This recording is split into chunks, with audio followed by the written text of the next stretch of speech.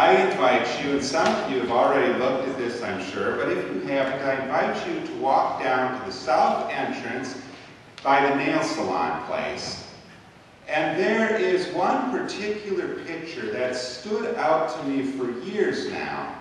And that picture's been there a long time. I've been to Moorhead before, moving to Moorhead, you know. There is this large picture of basically dirt and white stick frame houses.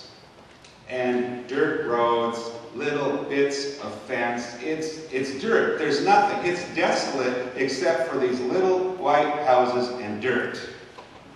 Or if you go down to Frying Pan, you can go to their south wall and you can look at some of the pictures of early Moorhead, generations and generations ago. And what you will find are more pictures of dirt and stick frame buildings. Look around Moorhead, 2014, in the spring. Some of the things you'll start to see the budding of the trees now. In a week or so, I'm hoping we'll be seeing these nice blossoming, flowering crab trees. You'll see the grass greening, but you'll see colleges and lawns and churches and homes and golf courses and parks and schools and art museums. At MSUM, you'll see the second largest library in the state of Minnesota. Look around Fargo and Moorhead and you'll see a ready harvest of generations gone by who transformed dirt, the fertileness of the dirt, but also the desolation and barrenness and windsweptness of the dirt into beauty and community.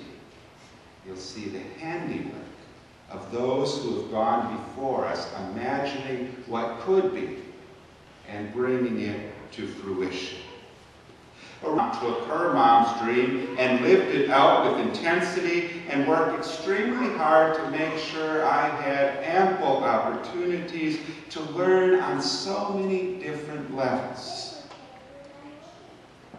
Over vacation, I had the chance, I was the only one in our family with vacation, I had the chance to take some time to drive down to visit my mom and dad.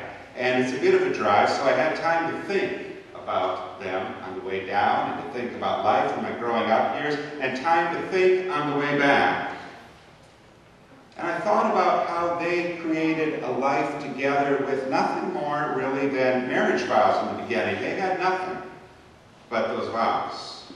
And they worked to create a better, more beautiful world, not just for themselves and for me, but for the community they lived in, for the people around them, for the animals around them, for the earth itself. They supported their church and always tended to go the extra mile for the church and for the others, for those that others would tend to overlook. My mom is now retired. She is teaching Sunday school. She said she would take the class on, and she did it just before she retired, take the class on that none of the other adults wanted to teach, which was the teenagers.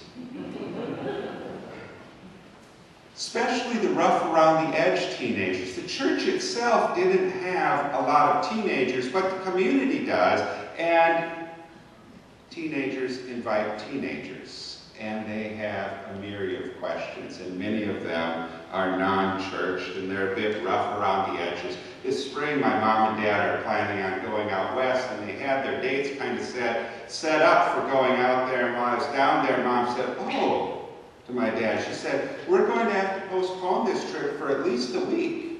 Because there was this invitation from one of her former Sunday school kids, I don't know if it was a graduation, wedding, one of those things that comes up in spring often, and she wanted to make sure that she was there for them and present for them. So they were delaying their trip. Today we heard in the gospel, in the reading from Acts, of the church's early practice. An unusual practice that didn't stick, but still inspires. They took all their possessions, and these people sold their possessions. And they gave them to the community as a whole. The the church as a whole, to figure out ways to share the love of God, the love of Jesus together. They put their whole lives toward one goal: sharing the love of Jesus and the story of Jesus' life and death and resurrection. That was their life's work. It's a work not unlike those who looked at dirt generations ago and began to think of trees and lawns and colleges and churches, not unlike those who looked around and knew the reputation of Fargo and Moorhead as sin cities and knew that was an undercurrent here, but also knew that they wanted the overwhelming layer of community in this place to be one of love and to be one of education and to be one of caring for others and building hospitals and the like.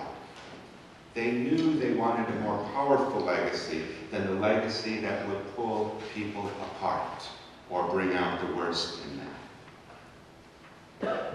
The eve of Passover this year, you will remember, no doubt, in Kansas City there was a man who engaged in a hate crime. A white supremacist who went into a Jewish community center and took the lives of 3 people. He didn't know. What he didn't know was the real story of faith. What he didn't know is who Christians actually were and their ties to Judaism, and who Jewish people actually were. What he didn't know was the story of a gentle, forgiving, accepting, peaceful, faithful, hopeful, love-filled God. We have a huge mission, a world-transforming mission. We have a story to tell. We have some educating to do of people. We have a love to share, a Christ-like love that's not bound to hatred and selfishness and bound to divisions and destruction. We are the keepers and the sharers of a story of hope. A hope that transforms barren lands and barren places and barren hearts into places of beauty and opportunity and understanding and growth.